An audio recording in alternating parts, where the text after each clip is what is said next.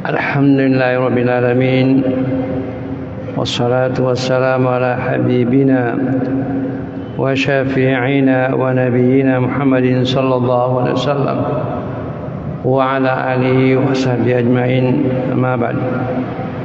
Fa inna asdaqal hadithi kitabullah wa khairal hadi hadi Muhammadin sallallahu alaihi wasallam wa syarral umuri muhdatsatuha wa kullu muhdatsatin bid'ah wa kullu bid'atin dalalah wa kullu dalalatin finnar.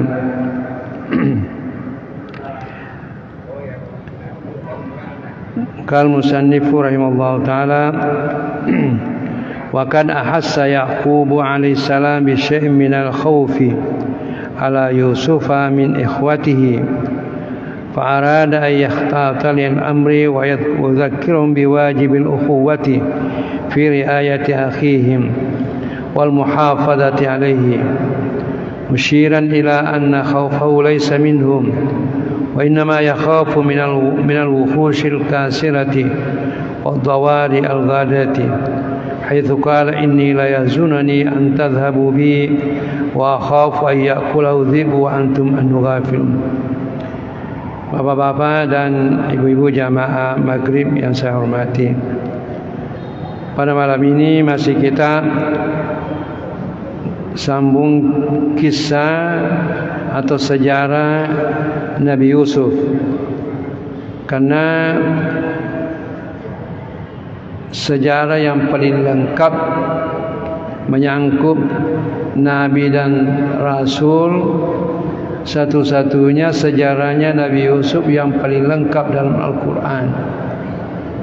Yang lainnya, Nabi yang lainnya tidak lengkap, hanya pokok-pokok ceritanya, kisahnya yang disebutkan.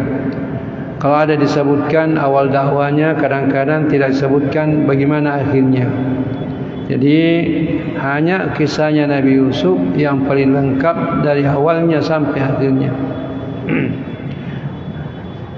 Oleh sebabnya itu Al-Quran, kan kita tahu Al-Quran, isinya Al-Quran adalah masalah akidah, masalah ibadah atau syariah dan akhlak, begitu juga sejarah. Tapi tidak ada sejarah yang paling lengkap kecuali kisahnya Nabi Yusuf. Oleh sebabnya itu Al-Quran tidak bisa dikatakan merupakan novel, tak bisa katakan buku cerita, karena tidak ada yang lengkap. Satu-satunya yang lengkap yaitu kisah yang berhubungan dengan Nabi Yusuf. Pada kedua minggu yang lalu kita sudah sampai, yaitu nasabnya Nabi Yusuf dan saudara-saudaranya. Terakhir kita singgung atau kita ceritakan mengenai masalah sikapnya Nabi Yaqub terhadap ke-12 anaknya itu. Karena Nabi Yusuf dia bersaudara 12 orang dengan 4 ibunya, 4 istrinya Nabi Yaqub. Kalau Nabi Yusuf hanya saudara sekandungnya seibu sebapa, yaitu Bunyamin. Tapi Nabi Yusuf ini, Nabi Yaqub merasakan bahwa Nabi Yusuf ini akan tidak sama dengan saudara-saudara yang lain, bahwa ini Nabi Yusuf ini mempunyai keistimewaan dan akan ada bayangan akan mendapat, artinya masa depan yang cemerlang.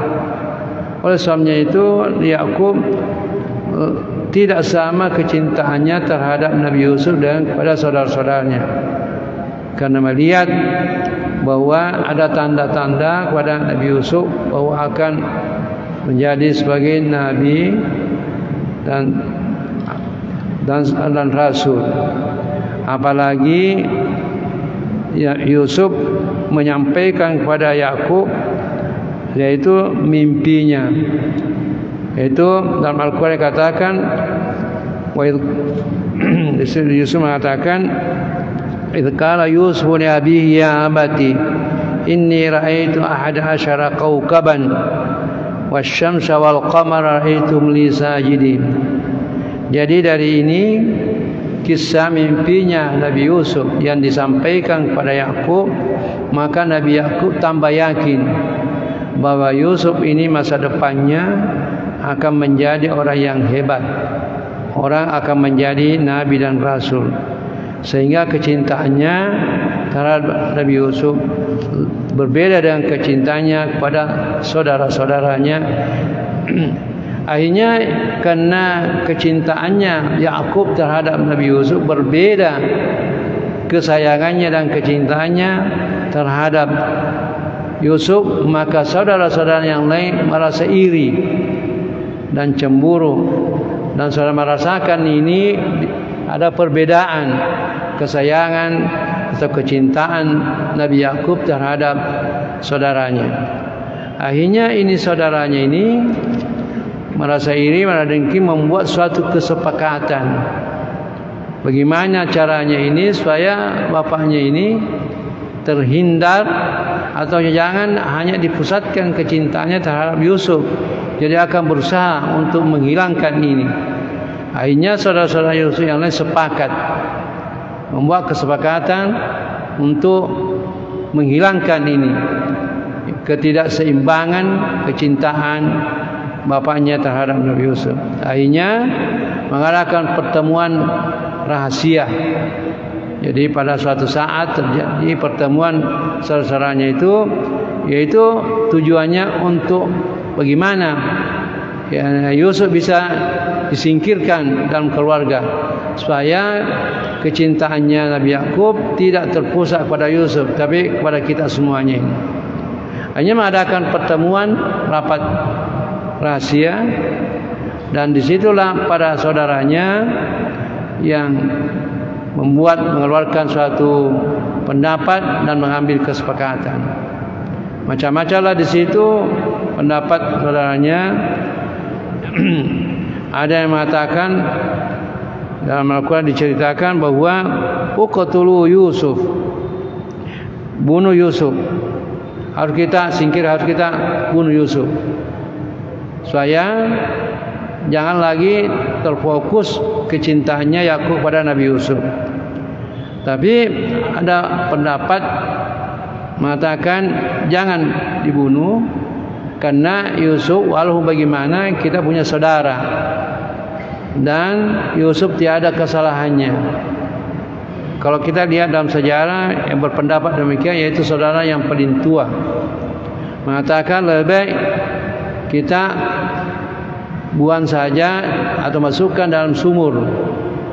Oleh sebabnya itu 2 minggu yang lalu saya mengatakan di Mesir itu, di Qal'a, ada namanya Qal'a, daerah Qal'a itu ada sumur di situ dalamnya. Orang Mesir kalau kita tanya sumur apa ini, dia mengatakan Bi'ru Yusuf, sumurnya Yusuf. Artinya di situ dulu katanya Yusuf dibuang. Dulu masih padang pasir, sekarang sudah menjadi kota di situ. Jadi ada yang paling tua berpendapat jangan dibunuh, karena kita punya saudara dan dia tidak bersalah. Keterlaluan kalau kita bunuh dia. Lebih baik kita masukkan, ada sumur yang dalam. Kalau di Mesir itu memang sumurnya dalam semuanya, karena padang pasir ya, dalam sumurnya. Jadi dia mengatakan lebih kita masukkan di situ, dengan harapan kalau kita masukkan, jadi ada sumur itu di Mesir itu dulu, karena di padang pasir itu dekat, itu jalannya orang yang kalau jalan dari satu tempat ke tempat yang lain, itu sumur itu tempatnya juga yang pengembala kambing untuk mengambil air kasih minum kambingnya. Jadi dia mengatakan kalau kita masukkan di dasar sumur itu, nanti kalau ada orang lewat musafir masukkan timbanya, nanti Yusuf akan memegang itu, nanti bisa naik karena masih kecil anak-anak. Itulah yang disepakati. Hanya masalahnya ini bagaimana bisa dibawa pergi, karena Nabi Yakub dia terlalu cinta, terlalu sayang, tentunya tidak akan membiarkan. Hanya disepakati lagi bagaimana untuk membujuk. Akhirnya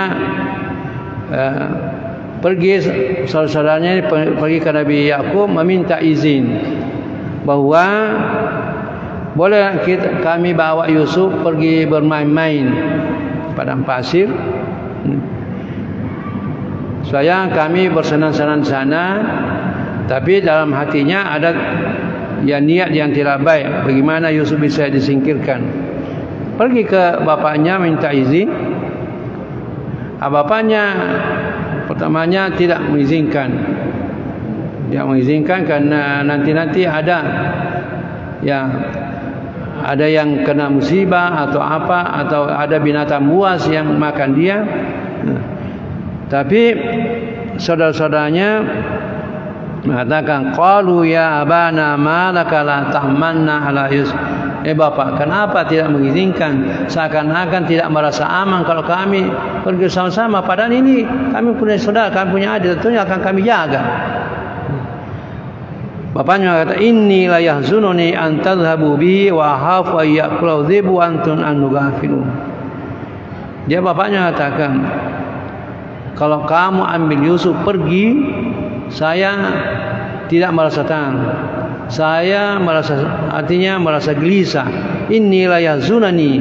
Saya merasa gelisah. Antadhabu, kamu pergi. Dalam Al-Quran surat Yusuf. Wa khawayak, dan saya khawatir, takut nanti ada yang serigala makan dia. Kan di padang pasir itu banyak serigala. Wa antum an ghafilun, kamu lalai. Tapi begitu saudara-saudaranya membujuk bapaknya Nabi Yakub dengan beberapa alasan, mengatakan tidak mungkin itu akan terjadi, tidak mungkin kita akan membiarkan begitu. Kami ini bersaudara, kami ini semuanya bisa menjaga adik-adik kami. Jadi akhirnya bapaknya juga karena banyak alasannya, ini saudaranya diizinkan pergi. Pergi. Di sini dikatakan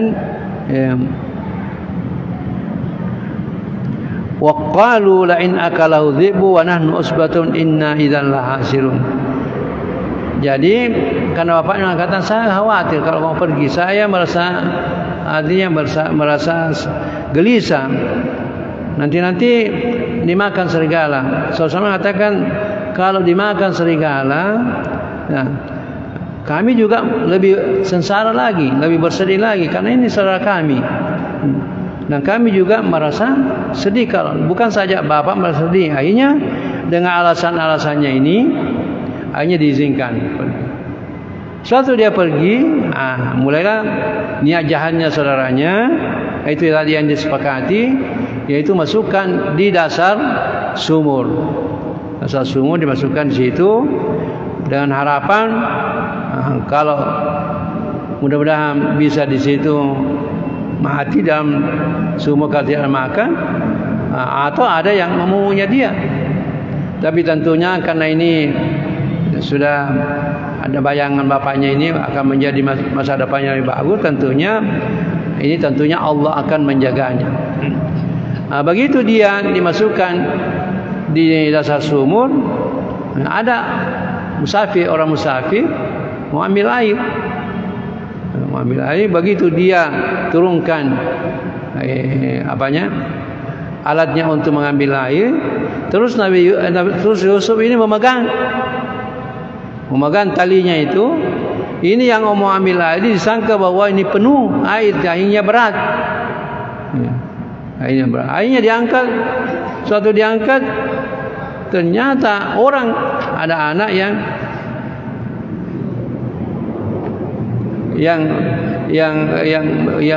memegang ke talinya itu. Akhirnya yang mengambil air mengatakan, ya busyahada gulam, alangkah bahagianya, ini ada anak yang sangat menggembirakan. Jadi orang yang musafir ambil ini.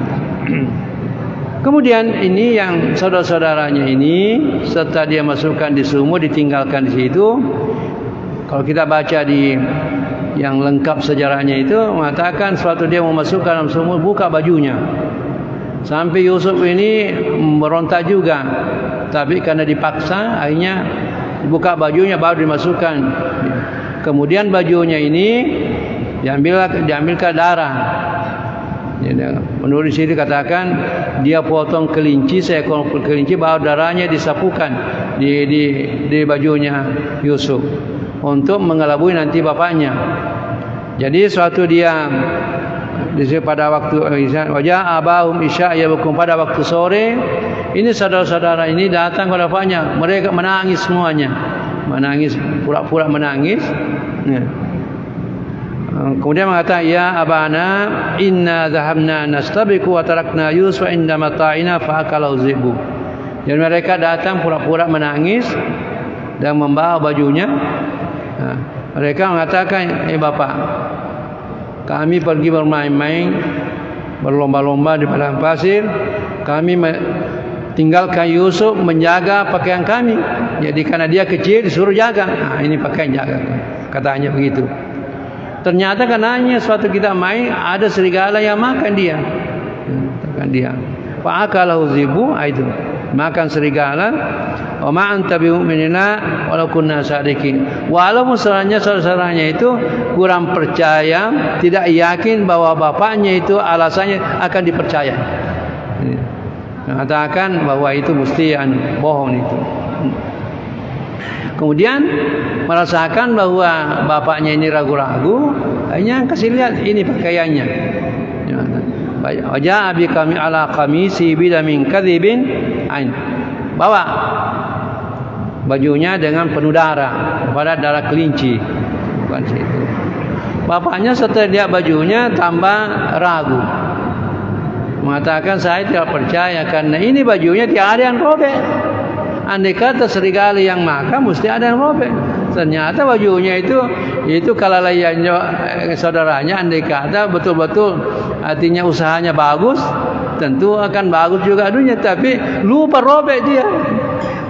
Akhirnya bapaknya mengatakan ini tidak benar, ini kau punya ini. Andai kata nak makan serigala mesti ada tanda-tandanya, ada robek pakaiannya. Nah ini utuh semuanya, hanya darah saja. Jadi mengatakan bidamin kadzibin, darah yang bohong. Akhirnya ya mau diapakan? Sehingga Nabi Yakub pada waktu itu mengatakan fasabrun jamil. Hanya sabar saja, boleh apakan? Begitulah dia tahu bahwa anaknya ini timus. Jadi ini Yusuf setelah datang kakaknya melapor sama bapaknya ragu-ragu, mau diapakan, tidak ada lagi. Akhirnya bapaknya bersedih sekali, menangis sampai-sampai dikatakan bahwa begitu sedihnya karena lama tidak pernah lagi ketemu dengan anaknya, kecuali nanti beberapa puluh tahun baru ketemu. Akhirnya Nabi Yakub jadi buta, menangis terhadap karena dia ada Yusuf. Jadi Nabi Yusuf ini ini ada orang jalan musafir, ini yang ambil dia. Suatu dia angkat timbanya, megang talinya, melihat bahwa ada anak yang bagus ini, cantik, mungil, akhirnya bergembira sekali. Tapi ini yang kebetulan pedagang yang lalu di jalan itu dekat sumur itu ngambil. Dia mengatakan ya busyahada, alangkah bahagianya ini ada anak. Tapi walaupun demikian masih ragu-ragu.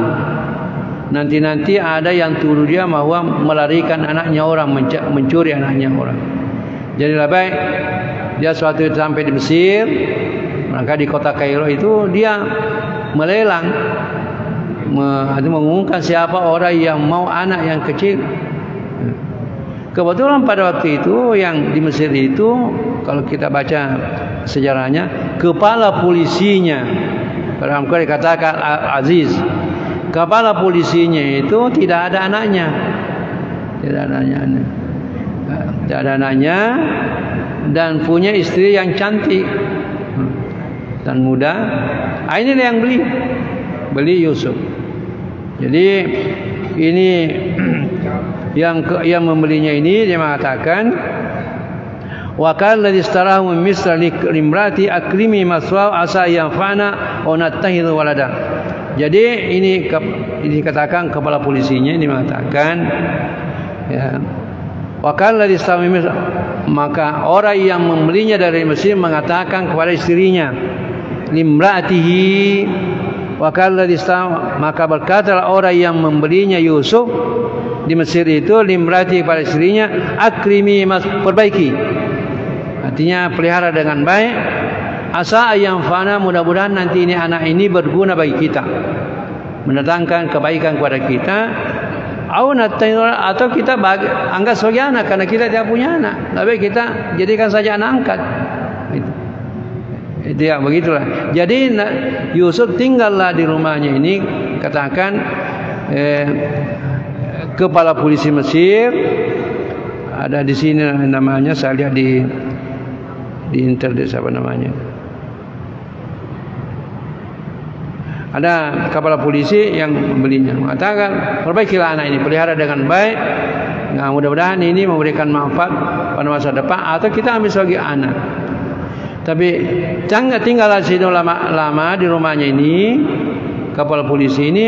Yusuf makin hari makin besar sampai menjadi pemuda yang ganteng, yang tentunya kalau menurut riwayat ada yang mengatakan separuh kecantikan diambil Nabi Yusuf. Ya, begitu luar biasanya. Jadi separuh itu kita bagi-bagi semuanya. Mulai dari Nabi Adam sampai sekarang, sampai itulah. Jadi kalau kita kasih persen, barangkali kita kecantikan kita ganti 0,000, itu kita karena diambil Nabi Yusuf. Ya separuh, ya lainnya kita bagi-bagi. Jadi luar biasa. Akhirnya Yusuf ya makin hari makin besar, jadi pemuda, jadi ganteng, jadi menarik. Akhirnya yang terjadi diuji Nabi Yusuf. Ternyata bahwa istrinya ini polisi tertarik sama Yusuf. Tertarik sama Yusuf karena begitu gantengnya. Begitu siapa orang yang melihat, nanti mesti tertarik. Artinya tidak ada lah. Jadi itu orang Mesir itu sampai sekarang masih cantik. Di Mesir itu satu-satunya barangkali negara tidak ada pemilihan kecantikan, karena cantik semua. Cantik semuanya. Dulu waktu ya Kodam 14 Hasanuddin di sana petugas menjaga keamanan antara Israel dengan Mesir, dia ada di situ mengatakan bahaya kalau kita tinggal di Mesir ini. Saya bilang, kenapa Pak? Karena di sini kalau gadis-gadis Mesir itu kalau 3 yang jalan sama-sama, yang cantik 4. Jadi ini Yusuf ini tambah muda, tambah ganteng. Akhirnya istrinya kepala polisi yang ditempati itu yang memelihara dia, akhirnya tertarik, dia tergoda, akhirnya tidak bisa tahan, artinya ya nafsunya, ada tertariknya karena Nabi Yusuf. Akhirnya dia pada suatu saat mengajak Nabi Yusuf untuk melakukan sesuatu. Tapi sebelumnya itu ya wa qala nisfatun fil madinati imra'atul aziz turawidu fataha. Dalam Al-Quran surah mengatakan wa qala nisfatun fil madinati imra'atul aziz. Ada beberapa kelompok perempuan di Mesir mengatakan imra'atul aziz turawidu fataha, bahwa yang istrinya Aziz itu ya kepada kepala polisinya itu dia suka Nabi Yusuf, artinya selingkuh. Itu. Jadi ada sekelompok perempuan, kalau barangkali di situ, kalau kita sekarang barangkali persatuan wanitanya, dharma wanitanya di situ. Nah, itu suka bahwa Yusuf selingkuh dengan Sulaiman, istrinya kepala polisi, artinya selingkuh dengan Yusuf. Itu dia artinya menyebar ini. Akhirnya ini yang namanya Zulaikha ini merasa malu juga. Akhirnya dia mau balas juga. Jadi merencanakan suatu jamuan, mengundang itu ibu-ibu yang mengisukan atau yang menyebarkan bahwa Yusuf selingkuh dengan istrinya kepolisian. Akhirnya dia merencanakan satu jamuan undang ibu-ibu. Ringkasnya cerita, suatu dia datang semua bagikan makanan, sudah makan bagikan ya buah. Ada mengatakan jeruk. Kemudian kasih jeruk dan pisau. Setiap orang ada pisau yang perempuan, setiap ada buah, ada pisau. Begitu dia sementara kupas, suruh keluar Yusuf lewat Said depannya. Terus lewat depannya, terus perempuannya mengatakan, "Ma hadza basha in hadza illa malakun." Ini bukan orang, ini malaikat barangkali. Begitu kakaknya. Akhirnya begitu tertariknya, dia rasakan tangannya yang dikupas bukan buahnya. Apa dibilang yang Zulaiha? Coba lihat. Kamu baru saja lewat, tanganmu yang kau rasakan tanganmu yang kupas. Begitu kau tertarik. Apalagi saya tinggal sama-sama di rumah. Bagaimana? Coba. Jadi dia jadi ini membuktikan bahwa Yusuf luar biasa. Luar biasa kegantengannya, gantengnya. Karena setiap orang yang melihat yang perempuan yang potong tangannya, kupas tangannya karena dia melihat. Tapi alhamdulillah karena tidak ada lagi Nabi Yusuf sekarang, dia kata masih ada Nabi Yusuf sekarang, kita dapat berangkat perempuan yang terpotong tangannya. Kita syukur karena siapa yang melihat luar biasa. Tapi keturunannya Nabi Yusuf di Mesir itu hebat, ganteng semua. Satu saya di sana biasa kalau ada pameran buku, pernah di situ pameran buku itu tahun berapa itu saya masuk di situ, ada yang lewat itu cantik sekali. Saya bilang betul-betul ini ada orang yang cantik. Cantik. Jadi betul keturunan Nabi Yusuf cantik. Apalagi kalau kenapa Pak cantik dan sampai sekarang cantik, karena yaitu orang Mesir itu namanya ada di situ provinsi Mansura. Provinsi Mansura. Nah, itu dulu di situ tempatnya orang Prancis. Napoleon Bonaparte waktu dia masuk di Mesir, tinggal di situ. Jadi di situ orang Prancis itu kawin-mawin juga orang Mesir. Akhirnya itu orang Prancis kan cantik juga anunya. Kawin dengan orang Mesir lebih cantik lagi. Jadi jangan Pak ke Mesir kalau masih nggak bisa tahan anaknya karena orang biasa itu cantik. Jadi itu terjadi, ini menyebar isu mengatakan bahwa istri kepala polisi Mesir dia selingkuh dengan Yusuf atau yang namanya Zulaiha, yang kita kenal Zulaiha selingkuh. Hanya ya itulah memperlihatkan, membalas yang mengisukan itu. Kemudian karena ini Zulaiha ini begitu tertariknya kepada Yusuf, pada satu saat dia menggoda Yusuf. Dia menggoda Yusuf, dia berusaha menggoda, tapi Yusuf tidak pernah tetap dijaga oleh Allah Subhanahu wa taala, tidak pernah dia artinya menuruti apa maunya Zulaiha. Pada satu saat dia berusaha memanggil masuk di kamar dan dia menggoda dia. Yusuf tetap dia bertahan, dijaga oleh Allah SWT, bahkan lari. Suatu dia ditarik karena dia tidak mau, lari dia ditarik sampai dipegang bajunya. Dipegang bajunya, dikatakan ada robek belakang. Pas lari sampai di pintu, datang suaminya Zulaiha. Terus Zulaiha mengatakan, melaporkan kepada suaminya, ini orang yang tinggal sama kita mau berbuat jahat sama saya. Jadi terbalik. Akhirnya menurut cerita beriwayat bahwa ada anak menjadi saksi. Karena pada waktu itu kan kasihan Yusuf, karena tidak mungkin orang tidak percaya kalau mengatakan perempuan yang ajak laki-laki, dia akan percaya.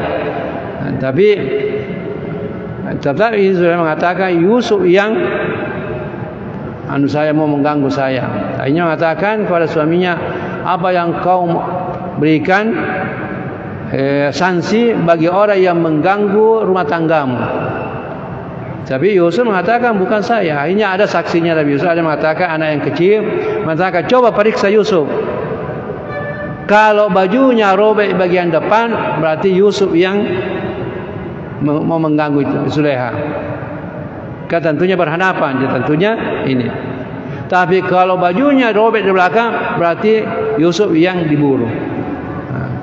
Suatu suaminya periksa Yusuf, ternyata bagian belakang yang robek. Pada waktu itu suaminya mengatakan ini mesti istrinya yang buru. Dari situlah yang Zulaikha membuat itu tadi acara supaya mau memperlihatkan bahwa betul-betul itu dia yang mau sama Zulaikha. Akhirnya mengatakan coba kamu menuduh saya begini, tapi coba lihat buktinya. Kamu memotong tanganmu. Akhirnya pada waktu itu yang Zulaikha mengatakan, apa balasannya orang yang mau mengganggu rumah tanggamu? Akhirnya pada waktu itu supaya Yusuf lebih tenang, lebih baik memilih masuk penjara. Masuklah penjara. Di penjara Yusuf dianggap bahwa dihadirkan, artinya dituduh bahwa dia yang mengganggu rumah tangga kepala kepolisian Mesir itu. Akhirnya masuk penjara. Masuklah penjara beberapa tahun. Di dalam penjara ada dua pemuda sama-sama di dalam. Jadi beberapa tahun Yusuf tinggal di penjara. Ada dua pemuda yang dulunya itu pegawai istana. Nabi Yusuf ini diberikan ilmu, dia antara ilmu yang diberikan tahu menakwilkan mimpi. Jadi kalau ada mimpi, orang bermimpi bisa menakwilkan. Kebetulan ini sama-sama ada dua pemuda mantan, artinya bekas pegawai di istana masuk penjara. Kurang tahu apa masalahnya di penjara. Dia mimpi. Ini orang pemuda ini dia tahu Yusuf bahwa pintar menakwilkan mimpi. Akhirnya dia datang mengatakan, ini saya mimpi. Saya mimpi. Dan satunya itu ada penjaga gudang, ada yang satu untuk yang menyuguhkan makanan. Dan mengatakan bahwa saya mimpiku ini, saya melihat ada saya di atas kepala saya makanan buah-buahan, datang burung sambar dia.